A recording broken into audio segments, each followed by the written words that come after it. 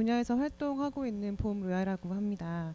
반갑습니다. 우선 선생님께서 뭔가 신랄한 무언가를 말씀해 주실 거라고 하셨는데 그렇게 신랄할 것 같진 않습니다. 너무 기대를 네, 신랄한 어떤 것들은 없을 것 같고 제가 처음에 심포지엄에서 제안받았던 키워드는 한국 여성 시각 예술가에게 당대 페미니즘이란 무엇인가 밑에 페미니즘 미술의 목표와 수순이 있었어요. 제가 이미 그때 발제를 준비를 하고 있었고 그 질문에 관련된 약간 질문과 어떤 그 대응 같은 것들을 준비를 하고 있었기 때문에 부제를 좀 달았습니다. 그래서 페미니즘 미술의 목표와 수순, 그다음에 뭐 뒤로 걷기, 뒤집기, 홉뜨기 이런 좀 추상적인 단어로 연결을 해보았습니다.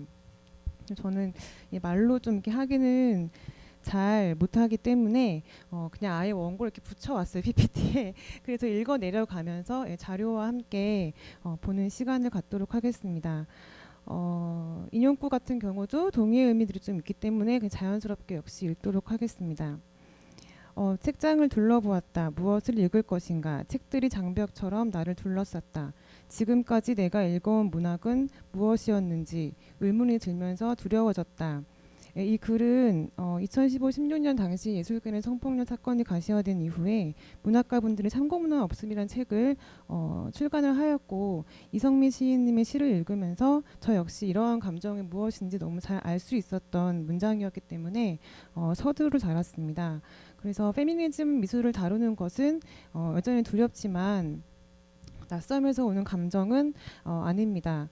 두려움은 개인 작업의 대부분을 기반하는 천진한 방어 감정이자 20대의 페미니즘 미술 작업을 접하며 느낀 고향감, 30대 후반이었던 2016년부터 시각 이미지를 만드는 페미니스트 콜렉티브 노뉴워크에서 작업과 기획으로 활동하며 생긴 무게감 등으로 말해볼 수 있겠습니다. 이러한 저의 어떤 10여 년간의 작업과 기획으로 활동하며 생긴 그런 간헐적인 사적 경험으로 한국의 페미니즘과 미술의 당대성 및 앞으로의 시간성이라는 그런 거대한 주제를 살펴보기가 과연 가능할까요? 실제로 저는 1990년대 이후 페미니즘 미술을 도모한 신세대 페미니스트 작가의 작업과 청년 작가로 호명되고 있는 현재의 페미니스트 작가 모두와 연관짓기가 상당히 어려운 위치에 있다고 생각합니다. 그러므로 거칠지만 주관적인 의견을 많이 포함함으로써 한국 페미니즘 미술에 대해 거시적 결론으로 가는 것을 이번 발제에서는 의도적으로 피하고자 합니다. 저의 활동을 구체적으로 묘사함으로써 각자의 선택과 집중의 결, 특히 페미니즘 미술에 대한 막연함을 갖고 있는 시각예술 분야 종사자분들을 위한 그런 결들을 고민해 볼 수 있길 바라기 때문입니다. 그러므로 이 글은 노뉴워크의 활동과 봄로로서의 저의 체험, 다른 좌표에서 활동 중인 페미니스트 아티스트를 인터뷰한 내용을 바탕으로 지금의 페미니즘 미술 현장과의 연결고리를 비선형적으로 탈착하는 시도에 조금 더 잘 머무는 것을 목표로 합니다. 첫 번째로 제가 살펴볼 지점은 당대 페미니즘과 저의 작업의 변곡점이 있는 것을 설명을 드리고자 합니다. 2007년도에 제가 그림, 글, 음악 앨범을 엮어 책과 전시로 선보였던 선인장 크래커는 이 이미지인데요. 주인공과 프리다 칼로의 삶을 콜라주해서 우연으로 겹치는 일상과 사건을 통해 가부장제와 여성을 향한 선입견에 대항한 소설이었습니다. 돌이켜보면 좀 자기적 내러티브, 극적 화해로의 결말이 좀 있었고 지금 보시는 것처럼 굉장히 어떤 소녀 이미지에 다소 납작한 양태 같은 것들이 좀 민망한데요. 트라우마를 환상, 은유, 초현실적 이미지와 텍스트로 해소하면서 자기 혐오로부터 제가 당시에 안전하게 빠져나올 수 있는 몸부림이었기 때문에 저에겐 애착이 가고 있는 작업입니다. 또한 당시의 기억을 떠올려 보면 월경 페스티벌과 대한영상문화발전소 아이공을 쫓았었고요. 레즈비언 전시 작전 L, 젠더 스펙트럼 등의 전시를 보았던 시기였습니다.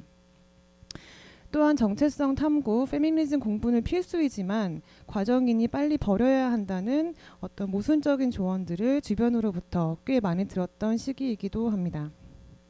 이후 일상성에서 비롯한 환상, 불안, 멜랑콜리아는 지속적인 관심사였고요. 지금까지도 제 작업에서 직간접적으로 다루고 있는 상태입니다. 그런데 그러한 작업적 성향과 반하여 한 번도 시도해보지 못했던 작업이 2016년 노뉴요크의 첫 전시 불편한 고리들 폭력의 예감에서 선보인 멍의 노래입니다. 이 작업은 1952년부터 12년간 을붓아버지 김영호에게 지속적인 성폭력을 당해 보복으로 아버지를 살해한 사건, 김영호 성폭력 사건의 여론과 시선을 분리하고 각각의 논지에서 파생된 문장을 지우고 드러내는 기록 행위입니다. 여성폭력 사건을 다룬 기사는 마치 과거의 기사를 복사한 것만 같습니다. 가해자의 협박 문구, 경찰의 안일한 대응, 허탕, 암묵적 동조, 싸늘한 주검 등등의 그런 단어들이 계속 복사된 듯이 반복되고 있었고, 또한 김영호 성폭력 사건은 20년이 지난 지금도 온라인상의 화제거리나 소비성 기사로 종종 다뤄지고 있었습니다. 글에 달린 분노 혹은 배설하는 댓글들, 거기를 잘라버려야 한다, 돌팔매를 해서 죽여야 한다, 그런 등등의 문장들을 보면서 저는 이 사건을 현재로 끌어올려 기록하였습니다. 리서치를 하며 보게 된 피해자 김보은의 얼굴은 무표정의 미세한 미소가 날카롭게 남아 있었습니다. 또한 어린이 성폭력 피해자 김부남, 다른 사건인데요. 그 가해자를 김부남 씨가 살해 후에 나는 짐승을 죽인 것이지 사람을 죽인 것이 아니다 라는 말을 남겼습니다. 이들의 발화를 접하면서 저는 작업하는 동안에 섣부른 동정, 연민 등의 감정으로부터 조금 더 엄격해졌습니다. 그러나 늘 누군가의 피해와 죽음이 있어야 일어나는 사회적 반향의 비극성, 가부장성과 가족의 환상을 작업을 통해 다시 한번 부수는 경험은 적잖이 고통스러웠습니다. 당시 노뉴요크 활동은 끊임없이 저의 윤리성을 의심하게 만들었었고, 거리에 나가서 목소리를 높이고 있는 사람들에게 더욱더 유의미해야 한다는 강박감도 일게 했습니다. 이후 리서치 온 페미니스트 아트 나우 프로젝트를 기획을 하면서 페미니즘 미술 작업의 다양한 목소리를 직접적으로 들을 수 있었고, 저는 자체 판단을 하게 됩니다. 또 한 번의 교란과 혼란에 가까운 선택이었는데요. 저의 작업이 갖고 있는 페미니즘과 미술 사이에 어떤 거리감이 있다면 그것을 스스로 실험해보고 싶으면서도 당사자성에 머물고 싶은 심정이 혼재했었습니다. 그렇게 작업한 수치의 치수는 어린 시절 일상에서 쉽게 주고받았던 폭력의 무게를 가늠하기 위해 드로잉을 노동, 반복, 확산 등의 개념으로 사용한 프로젝트입니다. 전시를 치르기 전에 사전 설문을 통해 원치 않은 별명으로 불린 경험을 가진 100명의 이름을 모아서 자수명찰로 제작을 하고 공무풍선에 부착해서 작업을 함께 설치하였습니다. 이는 구체적인 내용을 드러내는 것보다 찌르고 뿌리는 행위, 뭔가 웃으면 넘어가면 했던 그런 어떤 저의 자조적인 몸짓, 그런 물리적인 촉감들을 가시화했던 것이었고요. 수치심을 해소할 수 있는 연대, 그럼에도 불구하고 반복되고 있는 현실을 말하고자 했습니다. 보는 이에 따라서 불확실한 메시지를 남기고자 했으며, 누군가는 터지고 늘어진 풍선 덩어리가 현실적이라고 말했었고, 또 누군가는 발랄하다고 말했습니다. 이런 저의 작업을 1990년대 포스트 페미니즘 이후에 미술 비평적 시선으로 본다고 하면 실상 새로운 어법은 아닐 것입니다. 그런데도 전시하는 의미는 무엇일까요? 페미니즘 미술의 눈으로 본다면 제 작업은 프로젝트에 가깝습니다.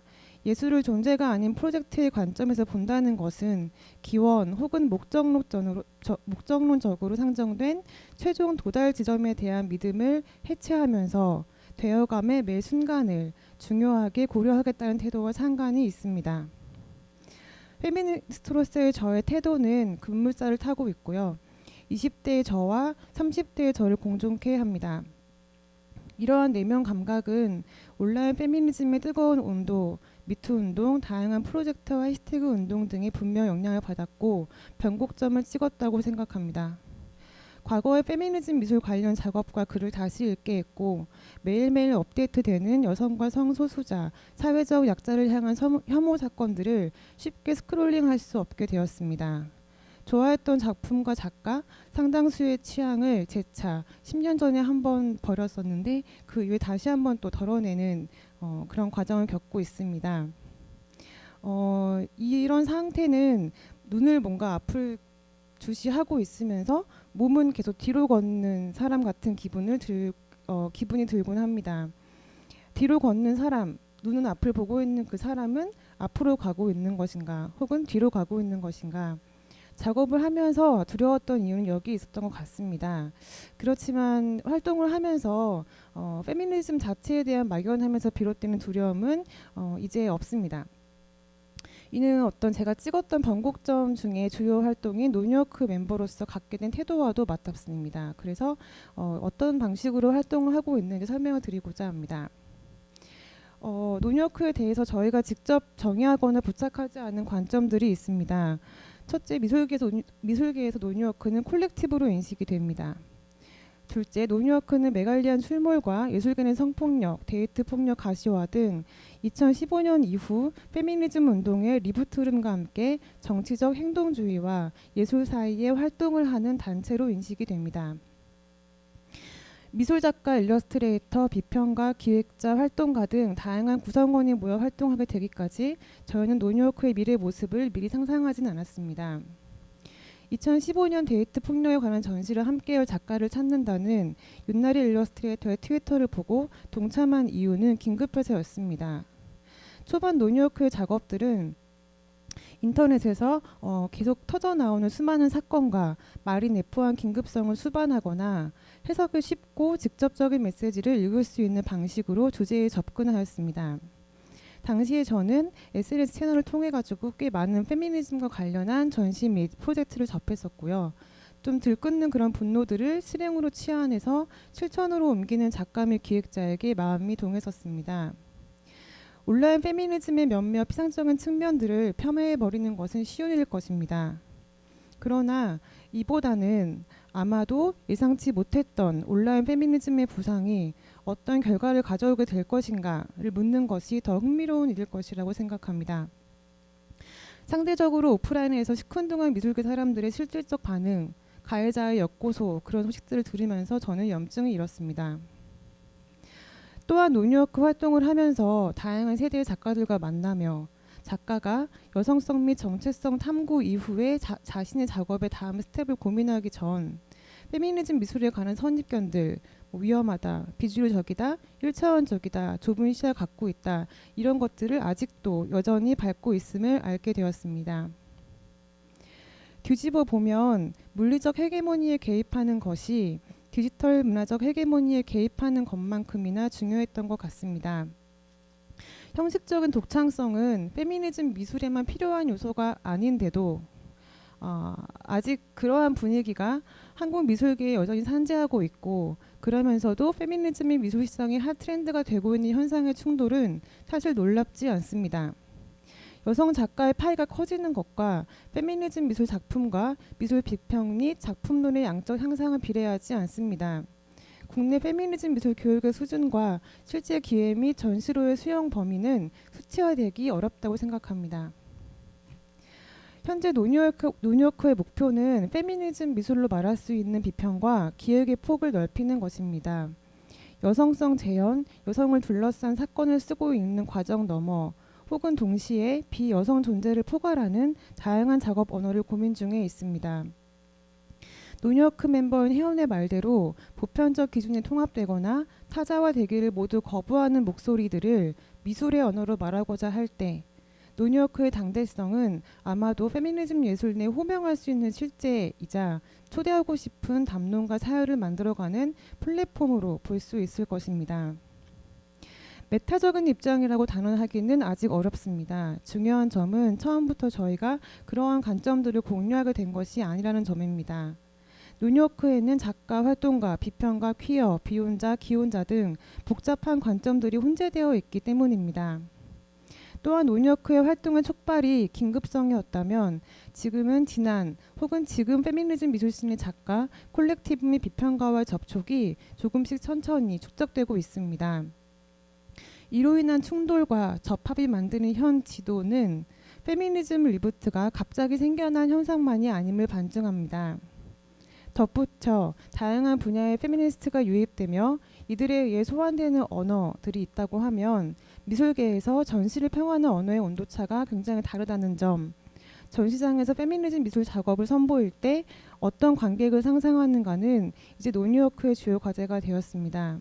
지금 보시는 것처럼 그 알펜 책에서 발췌한 문장과 이미지를 제가 계속 다소 빠르게 넘기고 있는데요. 참조해 주시면 감사하겠습니다.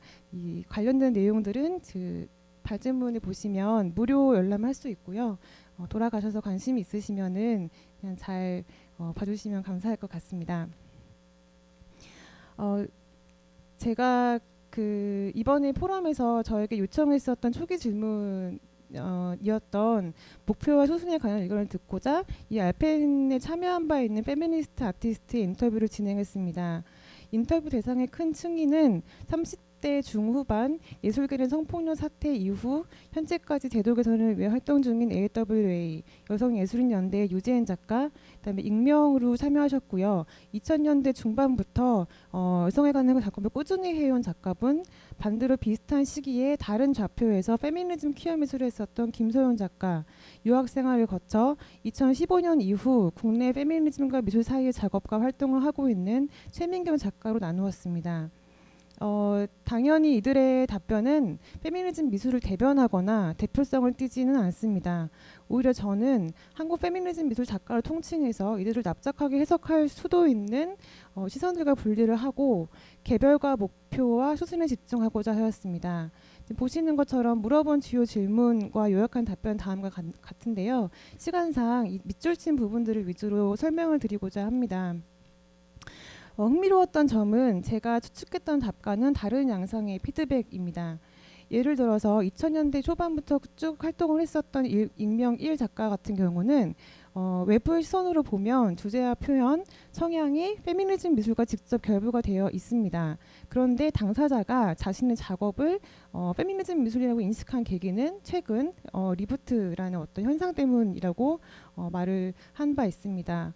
또한 김소연 작가 같은 경우는 2000년대 초중반에 격렬한 페미니즘 미술 작업과 활동을 경험을 한 이후 뭔가 미술계 안에서 남성 중심주의적인 그런 상황들에 관련된 것들 경험을 하고 그 이상의 목과 양만큼 자신을 페미니즘 미술로부터 멀리 그리고 오랫동안 거리를 두었습니다. 그런데 이후에 그는 퀴어 미술을 표방한 합정지구에서 열린 리드마리비스트 전시에서 드랙 퍼포머 이반 지하로 활동했던 과거의 자신을 다시 가시화한 바 있습니다. 이들에 비해서 비교적 최근 페미니즘 미술 작업 및 내일 소녀단 프로젝트를 국내에 선보이고 있는 최민경 작가 같은 경우는 굉장히 작업 주제의 방향이 빠르게 달라지고 있습니다.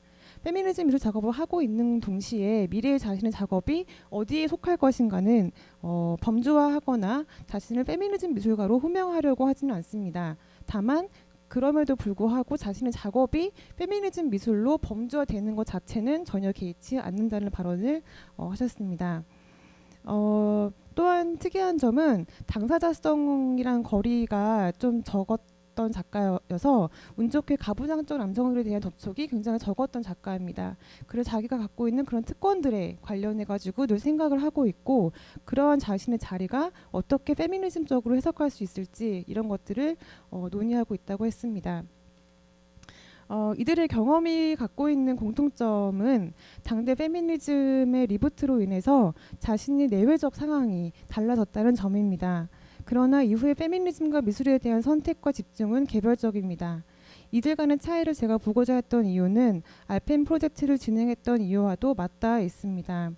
이들의 낱낱이 다른 균열을 포착하고 기록하여 드러내기는 페미니즘 미술을 정의하기 위함이 아니라 작업을 생산하는 데 있어서 더 많은 선택지가 필요하다고 생각했기 때문입니다.